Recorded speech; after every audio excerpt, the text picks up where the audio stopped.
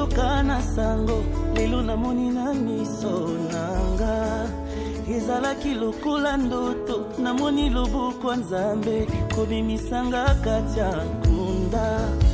Je n'arrive à imaginer qu'une vie dans le désespoir zamba ponyo salelanga passé nangetonda ba blessure j'étais trahi par les miens. Bien-aimés dans le Seigneur, Shalom.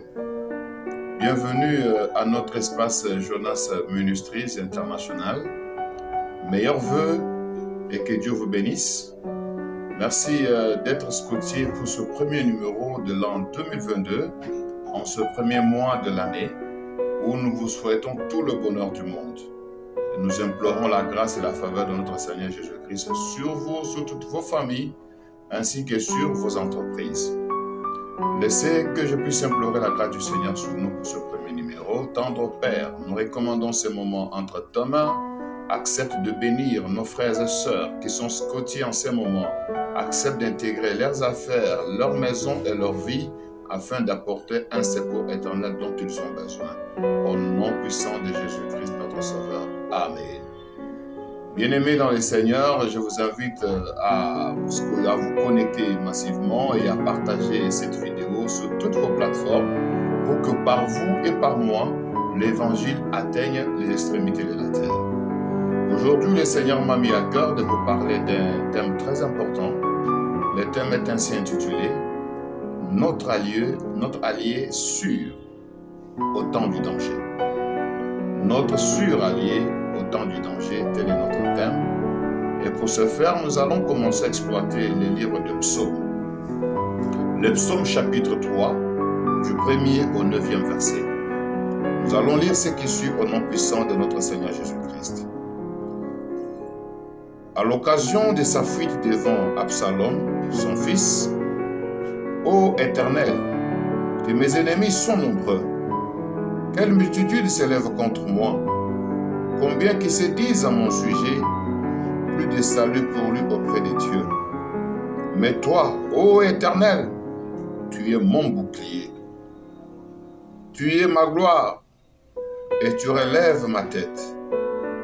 De ma voix j'écris à l'Éternel, et il me répond de sa montagne sainte. Je me couche et je m'endors. Je me réveille, l'Éternel est mon soutien. Je ne crains pas les myriades de peuples qui m'assiègent de toutes parts.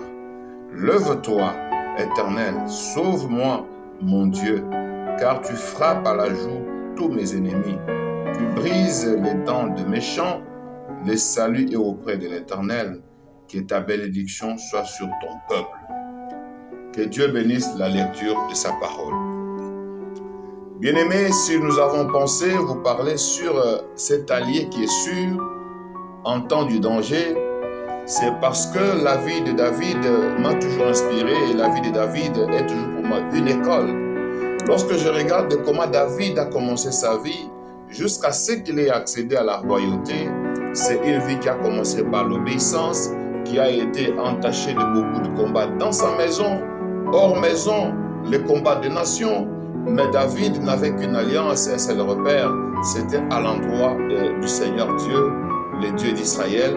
C'est lui qui était pour lui un refuge certain, un refuge sûr. Lorsque les ennemis se sont levés, David n'a pas chancelé parce qu'il savait qu'en temps de difficulté, il n'avait qu'à tourner les regards vers un seul Dieu d'Israël.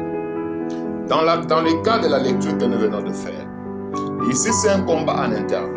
Il y a son fils né de lui, de ses entrailles, qui a pris le goût au pouvoir, qui s'est levé, appelé Absalom, qui a voulu arracher la royauté de son père, mais sans la maîtrise de comment cette royauté avait été donnée.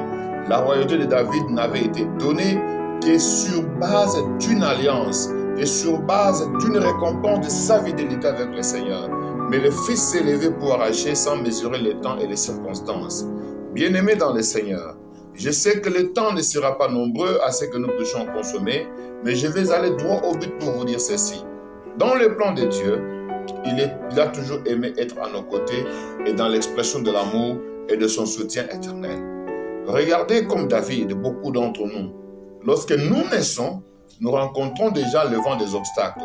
par le pleur, par le premier souffle que nous donnons. Et aujourd'hui, lorsque nous rencontrons différents obstacles dans la réalisation de notre destinée, je vous invite à garder le cap, à avoir le repère, comme l'a été David dans cette situation, qui consiste à savoir qu'en temps difficile, il y a quelqu'un qui est capable de réaliser beaucoup de choses. Et dans ces choses, je vais vous en citer quelques-unes. La première des choses que David est en train de démontrer, c'est qu'il est seul dans ces cas. Et il y a une multitude d'ennemis. Ça peut être ton cas aussi. Tu peux te sentir seul, abandonné. Tu peux te voir vraiment dans une incertitude de la vie. Tout ce que tu fais semble ne pas avancer. Et même au niveau de la famille, tout ce qui t'entoure, tu as l'impression que tout est bloqué. Mais je vais te rassurer comme David, que cette myriade d'ennemis, que cette myriade d'obstacles ne soit pas un handicap qui va te désorienter vers ton objectif. Lorsque Pierre rencontra Jésus sur les eaux et que Jésus marcha, il lui a dit, si c'est toi Seigneur, ordonne que je marche. Et quand il a ordonné, qu'il a commencé à marcher sur les eaux, le vent contraire est venu. Et lorsque Pierre a détourné son regard, il a commencé à s'enfoncer. Oh, gloire à Dieu, parce qu'en dépit de cela, il a crié, oh Seigneur, sauve-moi. Et Jésus l'a tenu à la main, il l'a sauvé. Ensemble, ils ont marché sur les eaux jusqu'à la barque. Ainsi, bien-aimé dans le Seigneur, qu'aucun vent ne te trouble, qu'aucun vent ne te perturbe. Dans les temps de difficulté, essaye de rester serein, objectif et avec un regard tourné vers la montagne, car c'est de là que vient ton secours. Lorsque tu sentiras que la force de tes ennemis est en train de surmonter, de te dominer, lorsque tu sentiras que tu es en train d'arriver au bout du souffle, souviens-toi que ton Rédempteur vivant, il s'élève le dernier, et c'est en ce moment-là qu'il s'élève pour le démontrer qu'il est le Dieu d'Israël, qu'il est ton Dieu et que tu es le peuple qui porte son nom. Deuxième chose que je vais te démontrer dans cette écriture, c'est que lorsque David crie, il dit « De ma voix, j'écris à l'Éternel » et il me répond de sa montagne sainte. Bien-aimé dans le Seigneur, le bruit du juste, la prière du juste est toujours d'une grande efficacité. Pour que l'Éternel Dieu entende ta prière, tu dois être son peuple. Regardez lorsqu'il envoie Moïse pour aller délivrer Israël du joug de Pharaon. Qu'est-ce qu'il dit à Moïse? J'ai entendu le cri de mon peuple. J'ai entendu le pleur que lui font pousser ses oppresseurs. Pour que Dieu entende tes cris, pour que Dieu entende tes pleurs, tu dois être son peuple. Et qui est le peuple de Dieu? C'est ce peuple né de nouveau. C'est celui qui a donné sa vie au Seigneur Jésus-Christ. C'est celui qui a pour priorité le Seigneur Jésus-Christ comme fondamental de sa vie, de ses priorités, de ses choix, de tout ce qu'il entreprend. Donc aujourd'hui, lorsque tu peux pas dire que tu es un peuple de Dieu, tu ne peux pas dire que tu es de Dieu lorsque tes priorités ont un ordre inversé. Que lorsque tu es dans la sanctification, dans la fidélité, qu'en ce moment-là, les cris sont entendus de la montagne sainte. La montagne sainte, c'est l'image qui démontre la royauté des trônes de Dieu. À partir d'ici-bas, par la prière du juste, le juste peut gouverner les ciels sur la terre. Nous pouvons, par notre prière, gouverner les ciels. Voilà pourquoi la Bible peut nous rassurer que ce que nous lierons sur la terre sera lié au ciel. C'est ça la force de la prière d'un saint. C'est ça la force de la prière du peuple de Dieu. Lorsque nous sommes dans la sanctification, dans la fidélité, et que nous plions nos genoux, nous devenons un danger pour nos ennemis. Nous devenons un danger pour la myriade. Voilà pourquoi je nous invite, bien-aimés, à développer cet amour de la sanctification, car la Bible nous rassure que sans la sanctification, il lui est impossible de lui être agréable. Soyons agréables à l'Éternel Dieu par la voie de la sanctification, et notre cri sera entendu de la sommité de sa royauté où il se trouve. Mais quel est l'avantage lorsqu'on est peuple de Dieu, lorsqu'on est attaché à lui? Regardez qu'est-ce qu'il dit ici dans cette écriture que nous venons de lire. Il dit ceci: je ne crains rien, ça dit que l'assurance est là. Tu ne crains rien, il n'y a aucune crainte pour toi qui es dans la main de Dieu, dans le creux de sa main. Il continue pour dire: lève-toi, ô Éternel, et sauve-moi. Ça, c'est que l'Éternel te prête ton oreille et tu adresses la prière. C'est que tu auras demandé au nom de Jésus, crois-le que cela t'est déjà accordé. Et que fait l'Éternel pour son peuple? Ça, j'aime. C'est dans les versets 8 du psaume 3. Il dit ceci: tu frappes à la joue tous mes ennemis. Bien-aimé, les coups d'un homme, tu peux supporter. Mais le coup de Dieu, lorsque Dieu te donne un coup de poing à la joue, lorsque Dieu t'inflige un coup fatal, bien-aimé, personne ne peut résister. Voilà pourquoi nous pouvons être sûrs. Si Dieu est pour nous, qui sera contre nous? Laisse que Dieu combatte pour toi. Quand le Pharaon s'est ligué contre Israël, quand Pharaon est venu contre Israël, il s'est levé, il a marché, mais ce qu'il avait ignoré, c'est que dans le silence, comme Dieu a dit à Moïse, dit à ses peuples, gardez silence, l'Éternel Dieu combattra pour vous. Les Égyptiens que vous voyez aujourd'hui, vous ne les reverrez plus jamais. La sentence de Dieu, le coup de Dieu contre nos ennemis, c'est leur effacement, c'est leur anéantissement. Et il va plus loin pour dire, il brise les dents des méchants. Vous savez, la méchanceté, les dents servent à croquer, à mordre, à mâcher. Les dents servent à pouvoir briser. Mais lorsqu'on te prive de tes dents, c'est qu'on te prive même de ta défense. Ici, les armes défensives de nos ennemis seront arrachées par Dieu lui-même. En d'autres termes, Dieu va les dépouiller de leur force.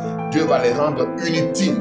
Dieu va les rendre inopérants. Ils seront frappés d'impuissance et d'aveuglement à l'avantage de toi qui me suis, parce que tu es le peuple de Dieu, parce que tu es appelé du nom de l'Éternel. Il ne sera pas que tu sois frappé de honte. Il va même plus loin pour dire que lorsqu'il brise les gens, il les salue auprès de l'Éternel. Bien-aimé, il n'y a pas un autre nom qui nous a été donné dans le ciel, sous le ciel, sur la terre, qui donne le salut, ce n'est que le nom de Jésus-Christ. Dans tes problèmes, évoque le nom de Jésus-Christ et que la bénédiction soit sur ton peuple. Nous sommes le peuple de Dieu. La bénédiction est notre droit. Nous devons être bénis. Voilà pourquoi je voudrais réconforter cette parole de l'Écriture avec le livre de Osée chapitre 13, verset 4. Osée nous démontre dans le chapitre 13 et verset 4 que c'est seul Dieu qui protège. Et dans tout ce que nous faisons, sachons que notre nature d'enfant de Dieu nous prépare à l'enlèvement. Tu ne peux pas avoir un allié sans déterminer le pas de ta destinée. Notre destinée, c'est d'abord être heureux sur la terre et dans le siècle à venir, la vie éternelle. Que mon Dieu vous bénisse. Soyez nombreux, cotisez et soutenez cette œuvre parce qu'elle a besoin de vous et soyez nombreux. Vous verrez dans la bande passante le numéro et nos coordonnées téléphoniques. Si vous avez besoin de la prière, appelez-nous sur WhatsApp, appelez-nous en appel normal. Nous vous assisterons. Nous avons toute une équipe de prière pour vous et le Seigneur Dieu va vous assister et va opérer des grands miracles.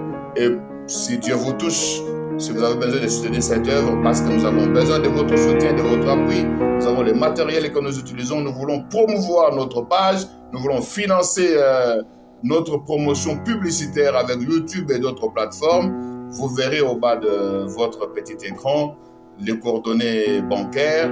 Vous verrez au bas de votre écran les numéros M-Pesa, Orange Money que vous pourriez donner et ça pourrait toujours faire œuvre utile. Votre offrande pour l'œuvre du Seigneur. L'évangile aujourd'hui marche avec un soutien, un appui matériel et financier. Que mon Dieu vous bénisse et que la grâce du Seigneur soit sur vous et sur toutes vos familles.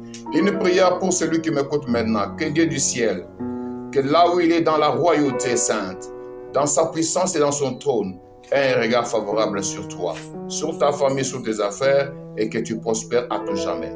Qu'il soit ton allié sûr en temps de détresse et en temps de souffrance.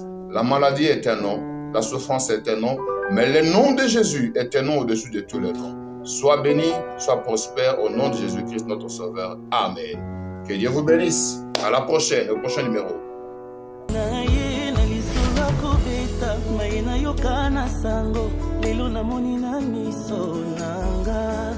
Ezalaki lokola ndoto namoni loboko ya Nzambe kobimisanga kati ya nkunda.